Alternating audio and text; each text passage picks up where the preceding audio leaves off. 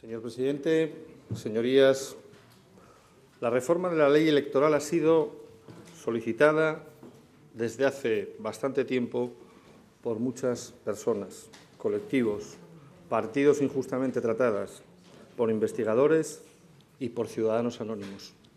Y hoy traemos aquí a Asturias, a esta Cámara, una reforma de nuestra ley electoral autonómica que creemos que constituye una oportunidad única de dar satisfacción a esta reclamación que desde hace tanto tiempo se viene efectuando. El eco de estas reclamaciones se limitaba hace años simplemente a los días posteriores a la celebración de unas elecciones generales, donde, a la luz de los grandes desequilibrios que se producían en la representación, se provocaban ciertas declaraciones, escándalos en algún caso, y se hacían manifestaciones solicitando la reforma de la ley electoral. Esto, que ya digo, se producía en los entornos de los diferentes comicios, hoy se ha generalizado y se ha institucionalizado como una demanda reclamada por la ciudadanía.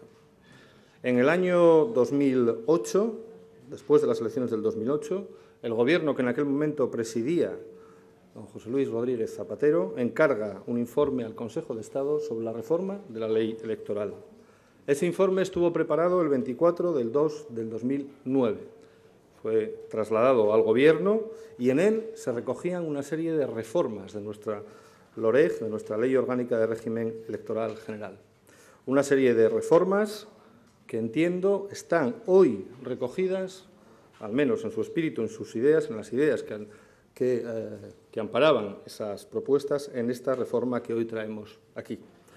Quiero decir con esto que no es esta una reforma basada en el aventurerismo, en las ideas geniales, en las excentricidades o en propuestas que se salgan del marco normativo actual.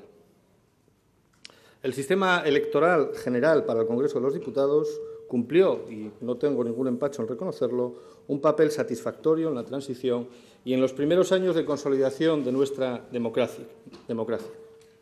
Pero debió de cambiarse hace años, hace bastantes años. Y, en cualquier caso, oponerse a hacerlo en las circunstancias actuales es ir en contra de lo que demanda la sociedad y lo que exigen estos tiempos. Se me dirá que esos son cuestiones que afectan exclusivamente a nuestro régimen electoral general, pero los mismos principios, el mismo sistema, los mismos mecanismos y las mismas fórmulas que trasladan la representación y el voto de los ciudadanos en las elecciones generales se aplican también en las elecciones autonómicas.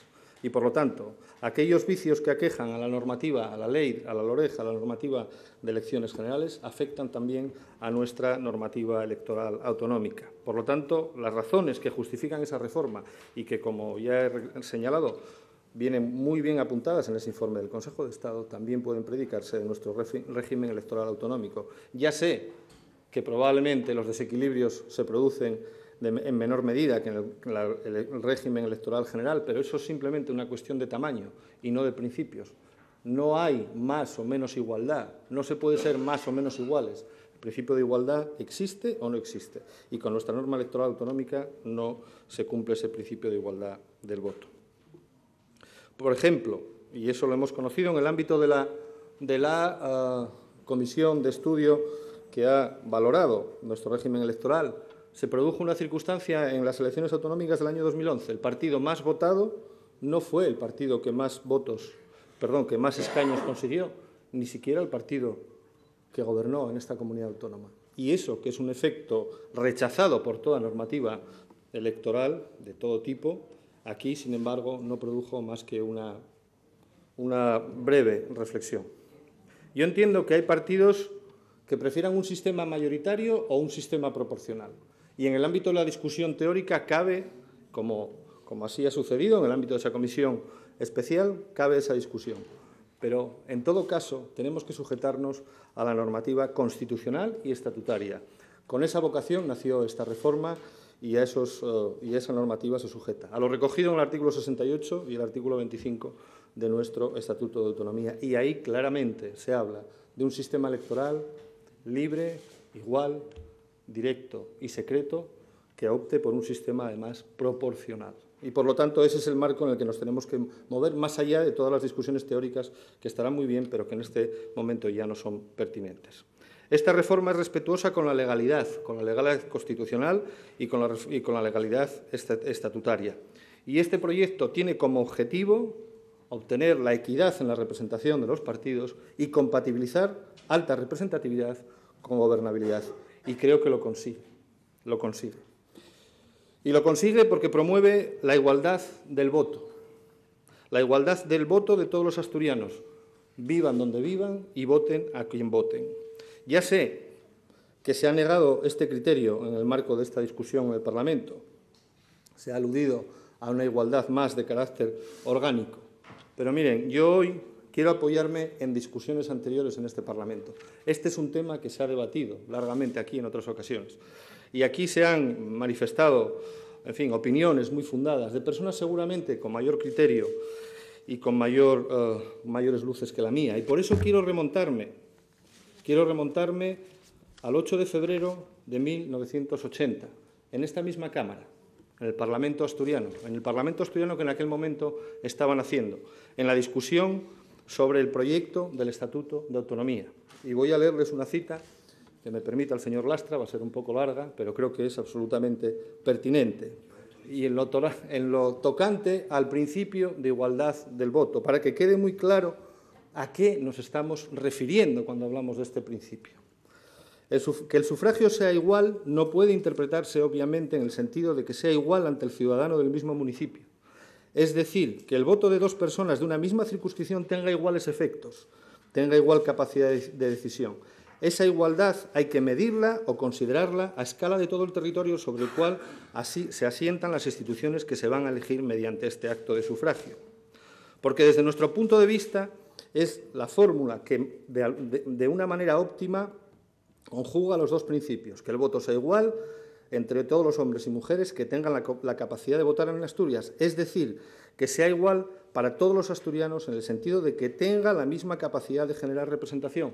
Insisto, y esto es textual de la cita, insisto, de generar representación, cosa que no se da con ninguno de los sistemas propuestos en esta Asamblea, porque con cualquiera de los otros sistemas, de alguna manera el voto en determinadas áreas de la región tendría mayor capacidad de generar representación. Sigue la cita. La democracia liberal, en este sentido, tiene la concepción de que los mandatarios, los representantes, no están vinculados por mandato imperativo. Los representantes, independientemente de cuál sea la circunscripción por la que han sido elegidos, representantes de esta Cámara de Asturias, que va a ser la Junta General del Principado, sea por donde sea que hayan sido elegidos, representan a todos los asturianos y los intereses de todos los asturianos. Y este es un argumento que yo rogaría a la Asamblea que tomara en consideración porque es una clave fundamental en el problema que estamos debatiendo. Y yo me pregunto, se pregunta el autor de la cita, que a quién se le ocurre que si estamos creando una Cámara política vayamos a incurrir en los subterfugios de a través de cualquier triquiñuela de ley electoral o de principio electoral oscuro, primar más a unas ideologías que a otras en función de los distritos o los territorios que arbitrariamente establezcamos. Fin de la cita. Son las palabras de Luis Gómez Llorente. Era portavoz en aquel momento en esta Asamblea del Partido Socialista. Yo estoy absolutamente de acuerdo desde la primera hasta esta última palabra. No sé si el Partido Socialista está de acuerdo con ellas. Yo, desde luego, sí lo estoy. Les decía que este era el primer principio en el que se asienta esta reforma, el principio de la igualdad del voto. Una igualdad del voto que, como ya les decía, lo único que plantea es recuperar un principio clásico de las democracias liberales y que además viene recogido en nuestra Constitución. Segundo principio, segunda reforma que promueve, el desbloqueo de las listas electorales. Ya sé que este mecanismo no es conocido en nuestro país, es cierto, pero, sin embargo, es la norma habitual en el resto de los países europeos de nuestro entorno. Es la propuesta que recoge precisamente el informe del Consejo de Estado. El informe del Consejo de Estado propone que sea precisamente en el ámbito de la normativa electoral autonómica donde se dé inicio a este proceso de desbloqueo de las listas electorales, permitiendo de esta manera el qué.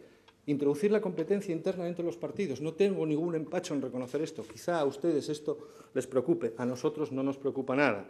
Permite además la rendición de cuentas frente a los ciudadanos. Ya no servirá ir en cualquier número de la lista que garantice un puesto de salida, porque serán los ciudadanos los que, marcando sus preferencias, determinarán quiénes sean las personas que concretamente obtengan esa representación.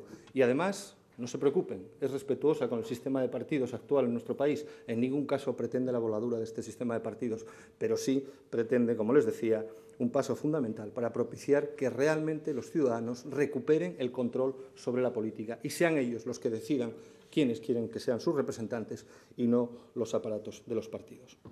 Tercera propuesta de reforma que contiene esta ley: la democracia interna en los partidos. Las primarias como un requisito de elegibilidad. Las primarias. Ya sé que cada vez que hemos propuesto esto, tanto en el seno de la comisión como en los debates en este pleno, todos los partidos en esta Cámara han dicho: nosotros ya hacemos primarias, no lo necesitamos. Bien, en todo caso ese sería un argumento para no oponerse. No para oponerse, sino para no oponerse. Si ya todos tenemos partidos absolutamente democráticos que cuentan con la opinión de los afiliados y que esa opinión es tenida en cuenta a la hora de elegir los candidatos, no encuentro razón alguna porque ese mecanismo de las primarias encuentre rechazo, si ya digo, se cree de verdad en la función pública de los partidos como cauces de representación y la democracia interna, que también es un principio recogido constitucionalmente. El siguiente principio que plantea esta reforma es la incentivación de la participación mediante mecanismos de voto anticipado, de propiciar el voto de las personas con algún tipo de discapacidad o, por ejemplo, la participación mediante el voto electrónico, utilizando todos los mecanismos de los que disponen ahora las modernas tecnologías. Y también una participación informada, y por eso la obligación de realizar debates cara a los ciudadanos no es una prerrogativa, no es un derecho de los partidos, es un derecho de los ciudadanos.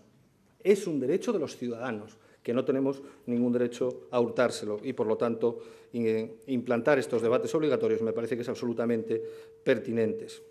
Y, además, miren, en el debate de orientación general, todos los partidos, por unanimidad en esta Cámara, votamos una propuesta de resolución que propuso nuestro partido, que pedía la reducción de las campañas y los gastos electorales asociados y el mejor control y la limitación de los gastos de las donaciones privadas y de la financiación de los partidos políticos.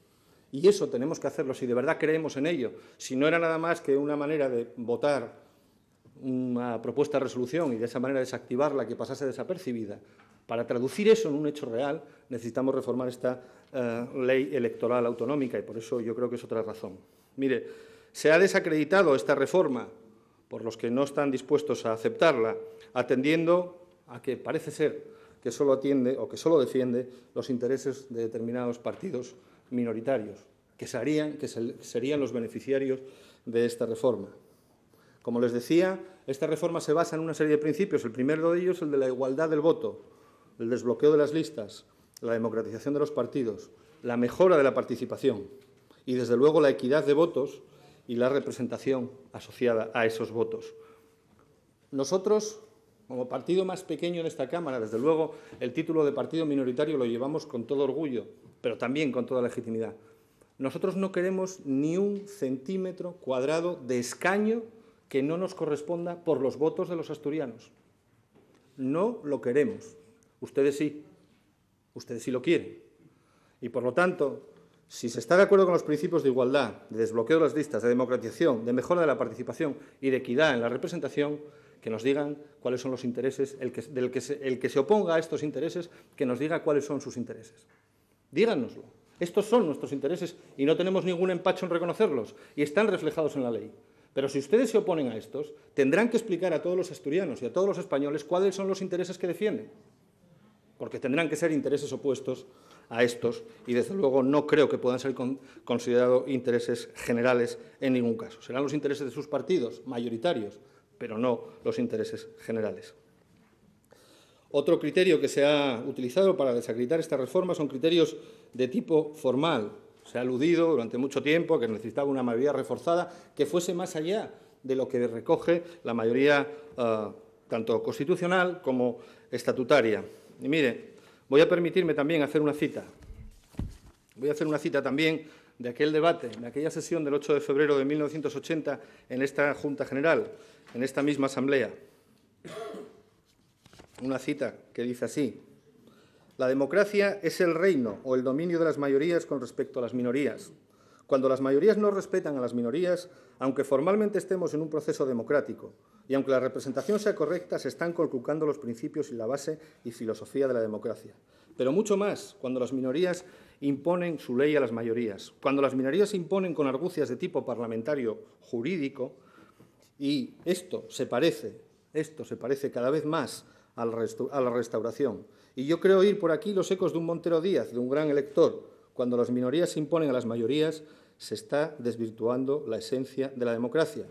Pero nótese que incluso en este caso, incluso en el caso de la Constitución de 1978, que tantas cosas deja regular por leyes orgánicas, el quórum exigido por la ley orgánica es el de mayoría absoluta y nunca una mayoría cualificada de 3/4. Se estaba discutiendo una enmienda presentada por UCD y apoyada en aquel caso por Alianza Popular, que planteaba que la reforma de la ley electoral, la aprobación de la ley electoral tuviese que hacerse por una mayoría de 3/4 cualificada. Señoría, vaya concluyendo.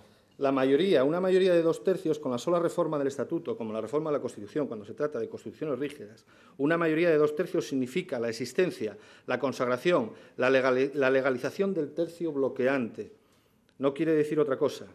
El tercio bloqueante es el instrumento que se ha utilizado siempre en cualquier institución para evitar que la mayoría de la Asamblea tomase decisiones. Fin de la cita. Son las palabras de Fernando Morán López y yo las suscribo desde la primera hasta la última. No sé si el Partido Socialista la suscribe hoy. Yo la suscribo. Y espero que no se constituya en esta Cámara el tercio bloqueante al que hacía referencia en aquel caso el que también actuaba como portavoz del Partido Socialista. En definitiva, señorías, yo creo que tenemos una oportunidad que me permito, sin ninguna soberbia, calificarla de histórica. Espero que estemos a la altura y que sepamos aprovecharla. Durante mucho tiempo en esta Cámara se ha debatido reiteradamente sobre esta cuestión. Nosotros no estábamos en esta Cámara y no participábamos en estos debates, pero creo que hemos completado un proceso desde la constitución de la Comisión de Estudio, desde esa constitución de esa comisión, donde hemos contado con el asesoramiento de expertos que nos han aportado su visión de esta cuestión. Creo que hemos utilizado las mejores técnicas parlamentarias y, en este sentido, lo que también les digo, no voy a admitir que se nos compare con el modelo de Castilla-La Mancha, en absoluto.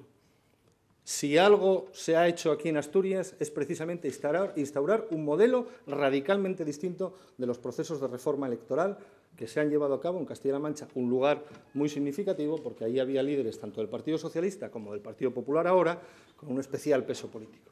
Lo hicieron ustedes en el 2007 cuando reformaron la ley electoral de Castilla-La Mancha solo con sus votos y lo acaba de hacer ahora, y lo acaba de perpetrar ahora la secretaria general del Partido Popular, no solo reformando la ley electoral, sino también el Estatuto de Autonomía por un solo voto y tratando precisamente de reforzar sus posibilidades electorales sin legitimación democrática ninguna. Pero no es lo mismo la mayoría de un solo voto que se da aquí en esta Cámara, donde se da una mayoría absoluta, pero también una mayoría absoluta de grupos parlamentarios plurales, que tenemos cosas en las que coincidimos, pero también muchas en las que discrepamos, y que hemos hecho un ejercicio de diálogo y un ejercicio de acuerdo. Por lo tanto, no nos comparen porque no tiene absolutamente nada que ver. Y la legitimación democrática que tenemos aquí para esta reforma no se la pueden atribuir otros en otros lugares. Por otra parte, Señor nos niegan Prendes, aquí... Sí, voy finalizando. Se ha excedido usted en 4 minutos. Nos niegan aquí lo que ustedes ya hicieron, si es que votan en contra. Digo, si es que votan en contra. Porque ustedes reformaron la LOREG con su solo voto. No una norma electoral autonómica, la LOREG, la Ley Orgánica del Régimen Electoral General.